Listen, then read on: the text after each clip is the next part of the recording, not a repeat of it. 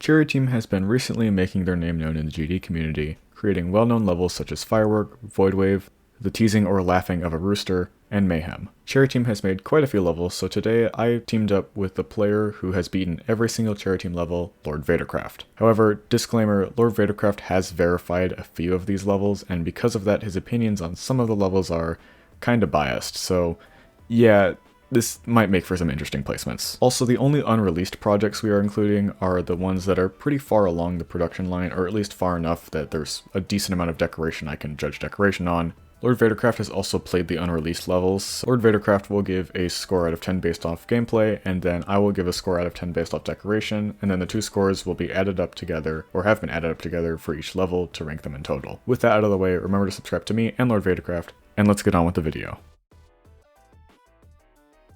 Rainbow Robtop is an interesting case, as it is pretty clearly intended to be a joke level. Overall, I think the gameplay is slightly better than Gedo Mazo 2 because it feels a little bit more polished overall. There's not as many huge bugs or anything, and it's kind of funny too, so it gets a little bit of leniency for being funny, but it suffers from, obviously, it doesn't have a lot of effort in it, so it suffers from things in the second half particularly, being pretty lazily put together, but overall, pretty funny level, 4.5 out of 10 gameplay. Even though Rainbow Robtop is a joke level, that doesn't mean that the decoration isn't trash. Pretty self-explanatory, the decoration is bland and uninteresting in every way, which is what the level is going for, so yeah, it kinda succeeded in that way. I give Rainbow Robtop a 2 out of 10 in decoration, which brings the overall level score to a 6.5 out of 20.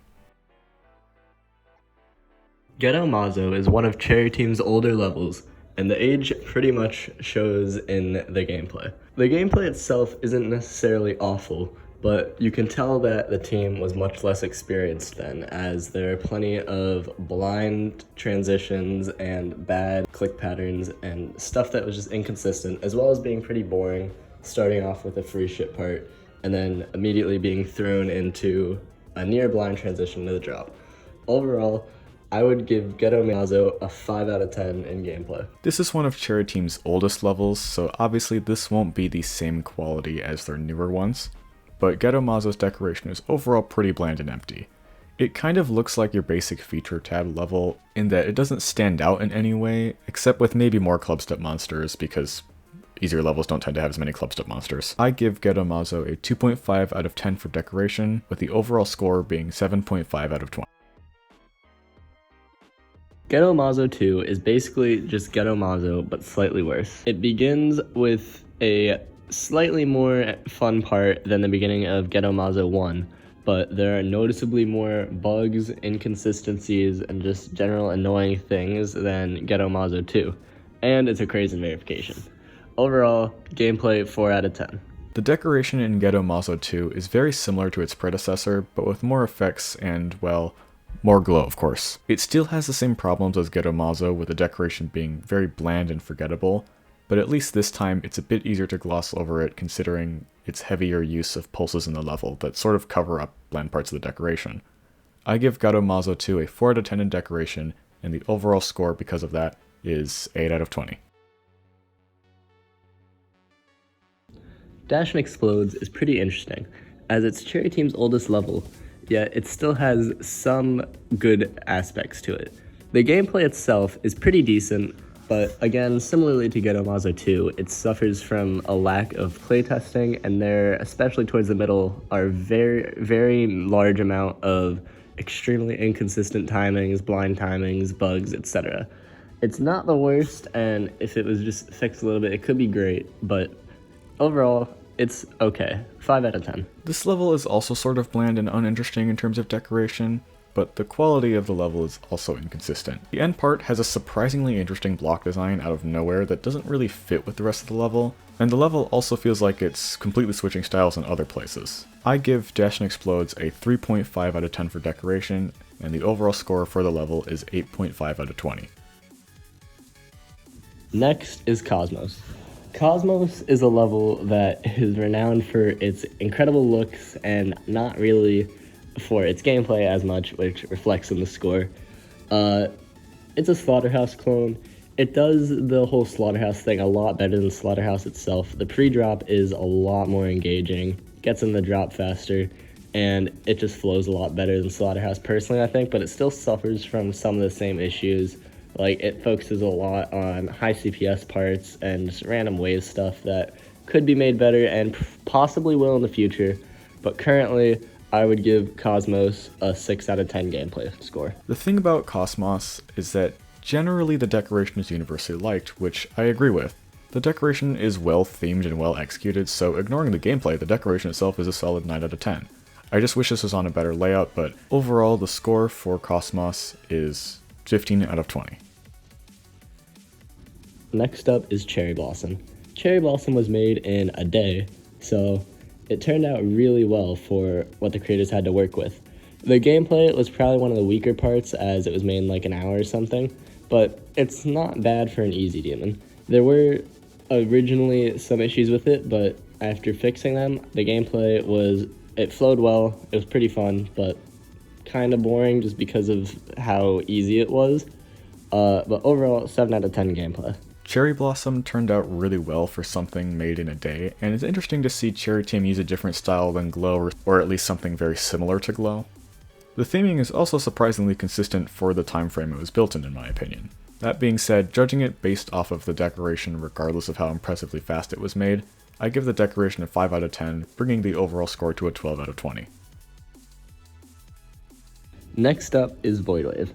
Voidwave is the level that pretty much skyrocketed Cherry Team into popularity as far as I'm aware. Voidwave is like 4 minutes long, but it was able to keep me entertained the entire way through. It's balanced pretty well, especially after updates, and there aren't too many bugs that I found while beating it. Despite getting unlucky, I was still able to have a great time with the level. Yeah, it's very well made compared to the previous Cherry Team levels. It was a huge step up for the team and really showed a lot of promise for their future.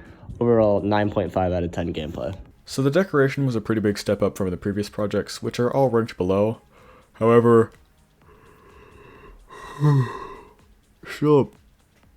it's still a pretty long level, and honestly just decoration 5 out of 10, overall score 14.5 out of 20.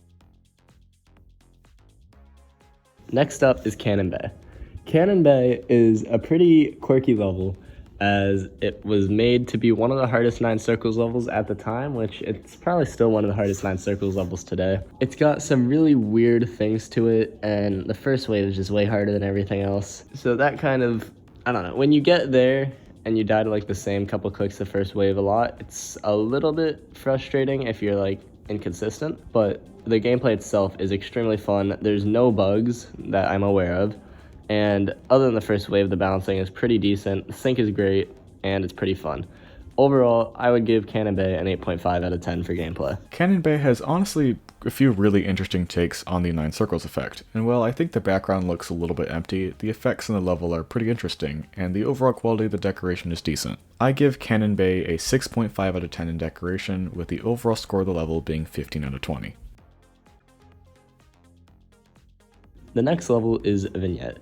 Vignette was made at a kind of weird time in Cherry Team as they were transitioning between a few eras, but Vignette is pretty decent. It has a bug at 74 that was pretty noticeable, but other than that, the gameplay is near flawless, and it is on the easier side of Extreme Demons, but it's still pretty fun. It's very consistent, and yeah, other than the bug at 74, or like around 70, 74, somewhere around there, other than that, it's a really good level. 9 out of 10.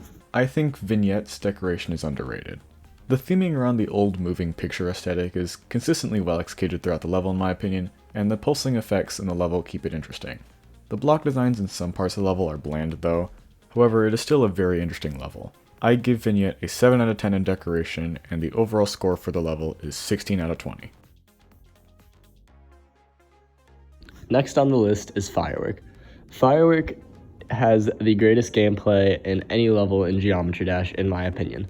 The way that it matches the song, as well as now that it matches the decoration, as well as being one of the hardest levels in the game, combines to create the perfect experience that you could have from any level. It has very few bugs, the balancing is really good, it has a great song, and it's just a blast to play the entire way through. Despite it taking me like a year and a half, I never really had any moments where I didn't like the level. 10 out of 10 gameplay. Opinions on Firework I've seen have often been split, you know, like everything else in the entire top 20.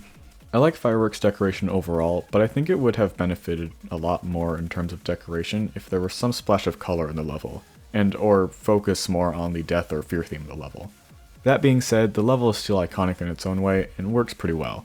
I give Firework a 7 out of 10 in decoration, bringing the total score to 17 out of 20.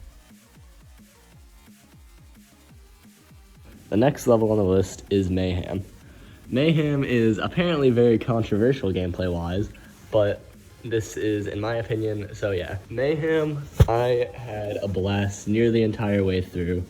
There were some moments, like when I died the last click, that it got a little bit annoying, but I was able to brush it off and like face the reality that the gameplay was incredibly fun. The sync was perfect. Cherry Team's best sync at the time, pretty much. The balancing I really liked because you could get to the drop like a couple times every 10 minutes, but like when you got to the drop, you had a pretty good chance to beat it. I think Mayhem is one of the greatest levels of all time gameplay-wise. 9.5 out of 10. Mayhem has very interesting decoration. The theming, quality, and movement of the decoration is consistently interesting and keeps the level fresh. I honestly think this is one of the best levels we have in the top 20 right now, and I'd give Mayhem 8.5 in decoration, with the total score from there being 18 out of 20. The gameplay of Waterfall is on par with Void Wave, maybe on par with Mayhem, and close to Firework as well, though not as good as Shinigami. Overall, the level flows extremely good and really captures the song well with gameplay even before being completely decorated, such as with parts like the spider at the drop. The entire level flows very well, obviously, because Cherry Team focuses a lot on flow. And yeah, it's a fun experience so far, although it is not finished, so yeah, take this with a grain of salt. But currently, I would give the gameplay a 9 out of 10. Waterfall, even though it is the earliest in production of any level on this list, is still a very interesting level. The theme around snow and ice hasn't been seen too often in the past, and the decoration manages the song amazingly well. I give Waterfall a 9.5 out of 10 on its decoration so far, and the overall score of the level is 18.5 out of 20. Shinigami is the one level on this list that I think has a genuine chance to topple Firework for being the greatest gameplay in the entire game. It's 4 minutes of near perfect gameplay. Everything about it is pretty much flawless. It's not completely bug fixed yet, so can't really judge that, but the gameplay itself is phenomenal.